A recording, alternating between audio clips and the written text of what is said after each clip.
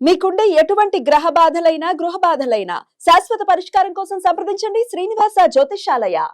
Sir నమస్కారం sir. నమస్తే. Sir junior NTR గారు బాలీవుడ్‌లో ఆపర్చునిటీస్ కోల్పోతున్నారని ఒక వార్త వైరల్ అవుతుంది. అంటే దాని ప్రభావం తర్వాత బాలీవుడ్‌లో ఒక స్ట్రెయిట్ ఫిల్మ్ చేయాల్సింది. కాకపోతే ఆ సంస్థలు దూరం పెట్టేసాయని చెప్తున్నారు. ఏజెంట్ విక్రమ్ అని చెప్పేసి ఒక సినిమా చేయాలి. అది కూడా వైఆర్ఎఫ్ ప్రొడక్షన్ నుంచే రావాలి. కాకపోతే రిజల్ట్ చూసిన తర్వాత వాళ్ళు దూరం పెట్టేశారంటూ ఇటువంటి వార్తలు ఉన్నాయి సార్. మరి నిజంగా ఈ వార్తల్లో నిజముందంటారా? అలా జూనియర్ ఎన్టీఆర్ గారు బాలీవుడ్‌లో ఇటువంటి అవకాశాలు కోల్పోతున్నారా ఈ వార్ 2 ప్రభావం వల్ల? మీరేం చెప్తారు సార్ దీనికి సంబంధించి? అంటే ఎన్టీఆర్ లాంటి హీరోని పెట్టుకుని హ్మ్. ప్రాపర్ స్క్రిప్ట్‌తో వెళ్ళకపోవడం అనేది డైరెక్టర్ అయాన్ ముఖర్జీ చేసినటువంటి మిస్టేక్ తప్ప ఎన్టీఆర్ మిస్టేక్ ఏమీ లేదు ఆ సినిమాలో వాస్తవం. ఓకే. అంటే ఆ సినిమా కథ అనుకునే టైంకే అది అవుట్‌డేటెడ్ స్టోరీ. ఓకే. ఒక అవుట్‌డేటెడ్ స్టోరీ, అవుట్‌డేటెడ్ నెరేషన్‌తో వెళ్ళినటువంటి పరిస్థితి. ఆ తరహా నేరేటివ్స్ చూడటానికి జనాలు ఇప్పుడు సిద్ధంగా లేరు. హ్మ్. అంటే ఒక ఫార్ములా అనుకున్నాడు అతను. స్పై మూవీ అనగానే ఒక ఫార్ములా ఇద్దరు హీరోల మీద ఎలా వర్కౌట్ చేయాలి అనే దాని మీదే మొదటి నుంచి అది అలా వర్కౌట్ చేసుకుంటూ వస్తున్నారు. కానీ ఇందులో తీసుకున్నటువంటి కాన్ఫ్లిక్ట్ జపాను ఇవన్నీ పట్టుకొచ్చేసి హ్మ్. సంబంధం లేని ఎలిమెంట్స్‌ని చాలా ఇన్వాల్వ్ చేశారు. హ్మ్. చేసి ప్రస్తుతం ప్రపంచం అంటే ఈ సమాజంలో బతుకుతున్నటువంటి ప్రేక్షకులకి అంటే అతను జానపద తరహా సినిమా తీస్తే ఎవరికీ ఇబ్బంది లేదు. ఇదే కథతో జానపద తరహాలో ఒక రాజుగారు, ఒక గూఢచారి, ఆ గూఢచారి మీద ఇంకో గూఢచారి ఈ పద్ధతిలో వెళ్ళిపోతే ఇబ్బంది ఉండేది కాదు. హ్మ్. బాహుబలి తరహాలో విచిత్రమైన కాస్ట్యూమ్స్ వేసి నడిపేసుంటే జనం చూసుండేవాళ్ళేమో. ఓకే.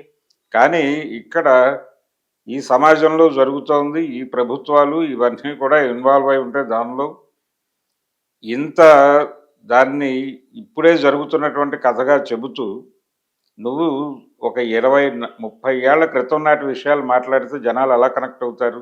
హ్మ్. అది ఆ సినిమా ఫెయిల్యూర్‌కి కారణం. ప్రధానంగా వాళ్ళు అనుకున్నటువంటి స్క్రిప్టు, నటుడిగా ఎవరు ఫెయిల్ అవ్వలే ఆ సినిమాలో.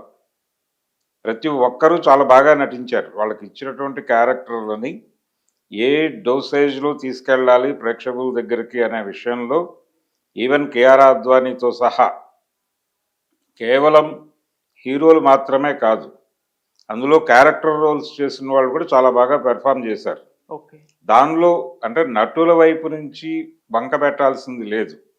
క్యారెక్టరైజేషను, సన్నివేశ కల్పన, సన్నివేశాలు జనంలో కలిగించే ప్రభావం ఈ విషయంలో కొంత గందరగోళానికి గురైన మాట అయితే వాస్తవం. చివరికి ఆయన సినిమాకి ప్రధానమైన వెన్నెముక అనుకున్నటువంటి యాక్షన్ ఎపిసోడ్స్ అన్నీ కూడా వీడియో గేమ్ తరహాలో నడిచిపోయినాయి. అంటే నేను వేరే లోకంలోకి తీసుకెళ్ళిపోతున్నాను జనాల్ని అనేటువంటి భ్రమకి ఆయన గురయ్యాడు. కానీ వేరే లోకంలోకి తీసుకెళ్ళడానికి ఇది కాదు మెథడ్ అనే విషయం జనాలకు తెలుసు.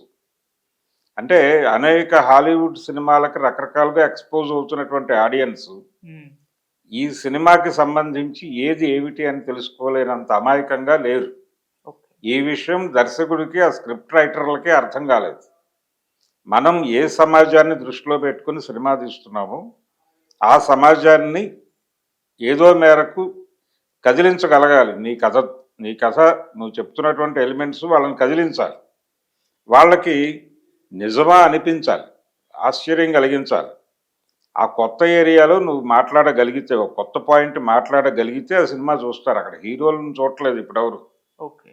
ఒక హీరో చెయ్యెత్తి డ్యాన్స్ వేసేస్తే మినిమం కొంత రోజులు ఆడేస్తుంది సినిమా అనేటువంటి భ్రమలో కొన్ని సినిమాలు తీసేవారు గతంలో. ఇప్పుడు పరిస్థితి కాదు. అంటే ఆ రోజుల్లో హీరోలు 10 సినిమాలు 15 సినిమాలు చేసేస్తున్నటువంటి ఏడాదికి 10-15 సినిమాలు చేస్తుండగా అన్ని సినిమాల్లోనూ కథలు ఉండేవి కాదు.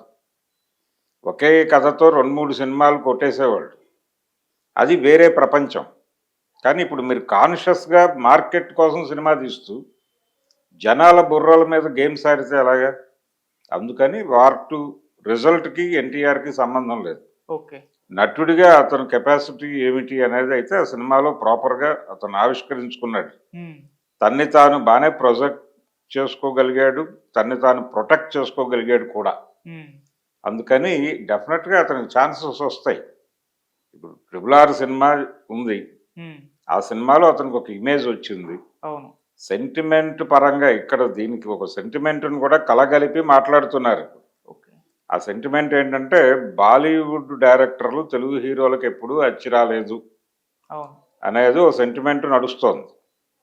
అంటే 'ఆదిపురుష్' విషయంలో ఓం రౌత్ అలాగే ప్రభాస్ కలిసి చేసిన ప్రయోగం వికటించింది. సౌత్ డైరెక్టర్ల నుంచి హిట్లు కొట్టారు తప్ప, సౌత్ డైరెక్టర్లు హిందీ హీరోలకు ఉపయోగపడ్డారు తప్ప, హిందీ డైరెక్టర్లు సౌత్ హీరోలకు ఉపయోగపడినటువంటి దాఖలాలు చాలా తక్కువ అనే అభిప్రాయం. అంటే తెలుగు హీరోలు హిందీలోకి వెళ్ళి హిట్లు కొట్టినవి కూడా ఇది తెలుగు డైరెక్టర్లు చేసిన సినిమాలే అని మాట్లాడుతున్నారు కానీ అన్నీ కావు.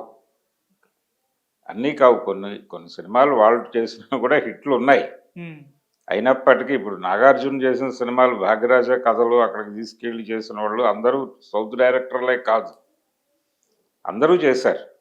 అందరూ చేశారు. కొన్ని అయితే మేజర్‌గా తెలుగు డైరెక్టర్లు హిందీలో చేసిన సినిమాలన్నీ హిట్లయినాయి. హ్మ్. అందుకని తెలుగు డైరెక్టర్లతో ఎన్టీఆర్‌తో ప్రయోగం చేస్తే అక్కడ డెఫినెట్‌గా హిట్ అవుతుంది అనే ప్రచారం చేస్తున్నారిప్పుడు. ఈ సెంటిమెంట్లు ఇవి కూడా కరెక్ట్ కాదు. ప్రాపర్ స్క్రిప్ట్ పడక సమస్య అంతే. ఓకే. ఇప్పుడు సెంటిమెంట్ ఉంటుంది. ఒక థియేటర్‌లో సినిమా వేస్తే ఆడదు అని ఒక ఊళ్ళో సెంటిమెంట్ ఉంటుంది. అంటే ఆ థియేటర్‌లో వేసిన సినిమాలన్నీ ఫెయిల్ అవుతూ ఉంటాయి. హ్మ్. అదో సెంటిమెంట్‌గా ఆ థియేటర్ వద్దంటారు. అలా వద్దని తప్పనిసరి పరిస్థితుల్లో గత్యంతరం లేక అందులో వేసిన సినిమా ఒకటి 175 డేస్ ఆడేస్తే ఆ థియేటర్ ఫేట్ మారిపోతుంది. ఓకే. అనేక థియేటర్లు అనేక ఊళ్ళల్లో ఉన్నాయి అలాంటివి. హ్మ్. కాబట్టి అది పడే వరకే ఈ చర్చ. ఆ హిట్ పడాలి ఇప్పుడు. ఒక బాలీవుడ్ డైరెక్టర్‌తో ఒక పెద్ద హిట్టు ఎన్టీఆరో, రామ్ చరణో ఇద్దరో కలిసో విడివిడిగానో కొట్టేస్తే హ్మ్. అల్లు అర్జునో ఇప్పుడు అల్లు అర్జున్ చేస్తున్నది కూడా సౌత్ డైరెక్టర్‌తోనే. ఓకే. ఆయన తర్వాత ప్రాజెక్ట్ కూడా దాదాపు సౌత్ డైరెక్టర్‌తోనే అనుకుంటున్నారు. హ్మ్. మేబీ ఈ వార్ 2 ఫెయిల్యూర్ నుంచి వచ్చిన జ్ఞానంతో కూడా ఆయన సౌత్ డైరెక్టర్ల వైపే మొగ్గుదాం అని కాన్షియస్‌గా అనుకుని కూడా ఉండొచ్చు. ఓకే. ఇప్పుడు ఏ పాన్ ఇండియా సౌత్ హీరో కూడా నార్త్ అంటే హిందీ డైరెక్టర్లతో ప్రయోగాలు చేయాలని అయితే అనుకోవడం లేదు. హ్మ్. అందుకని వాళ్ళు ప్రాపర్ స్క్రిప్ట్‌తో ఒక ప్రాపర్ సినిమాని ఒక సౌత్ హీరోతో కొట్టగలిగితే ఈ సెంటిమెంట్ పోతుంది. ఓకే. ఈ సెంటిమెంట్ పోగొట్టేందుకు వాళ్ళ దగ్గర ఉన్నటువంటి ఏకైక మంత్రం ప్రాపర్ స్క్రిప్టే. హ్మ్. ఆ ప్రాపర్ స్క్రిప్టులు డిజైన్ చేసుకోవటంలో మనం గతంలో మన్మోహన్ దేశాయ్, సిప్పి లాంటి లెజెండరీ డైరెక్టర్లు ఉండేవాళ్ళు మన దగ్గర. శక్తి సామంతాలు వీళ్ళందరూ ఉండేవాళ్ళు. ఆ ధోరణి పోయింది బాలీవుడ్లో అనేది కదా ఇప్పుడు వాళ్ళ చాలామంది డైరెక్టర్లు ఈవెన్ చంద్ర లాంటి వాడు పెర్ఫామ్ చేసింది కూడా చేయలేకపోతున్నారు ఇప్పుడు అని కదా గొడవ. హ్మ్. మహేష్ భట్ లాంటి వాడు అనేక సుభాష్ ఘాయ్ వీళ్ళందరూ మిరకిల్స్ చేశారు కదా ఆ రోజుల్లో. ఎందుకు ఆ సినిమాలను ఇక్కడ కూడా 100 రోజులు చూశారు? హీరో సినిమాని ఎందుకు ఇక్కడ కూడా 100 రోజులు చూశారు? ఎక్కడ తెలంగాణలో కాదు ఆంధ్రాలో కూడా 100 రోజులు ఆడింది ఆ సినిమా 5-6 సెంటర్లలో. అది చిన్న విషయం కాదు. హ్మ్. కాబట్టి శక్తివంతమైనటువంటి సినిమాలు గతంలో బాలీవుడ్ నుంచి వచ్చినాయి. ఇప్పుడు ఆ కెపాసిటీ ఉన్నటువంటి డైరెక్టర్లు కనిపించట్లేదు. ఆ లోపమే వాళ్ళ సినిమాలు ఆడటం లేదు. ఓకే. బాలీవుడ్ నుంచి వస్తున్న సినిమాలు కూడా అంత గొప్పగా ఏమీ నడవట్లేదు. హ్మ్. అలాగే సౌత్ హీరోలతో చేసినా ఆడట్లేదు. అంచేత లోపం స్క్రిప్ట్లో ఉంది. ఓ ప్రాపర్ స్క్రిప్ట్‌తో 2, 3 హిట్లు కొట్టేస్తే వాళ్ళు ప్రభాస్‌తో ఒకటి, ఎన్టీఆర్‌తో ఒకటి, మరొకళ్ళతో ఒకటి కొట్టేస్తే సెట్ అయిపోతుంది వ్యవహారం.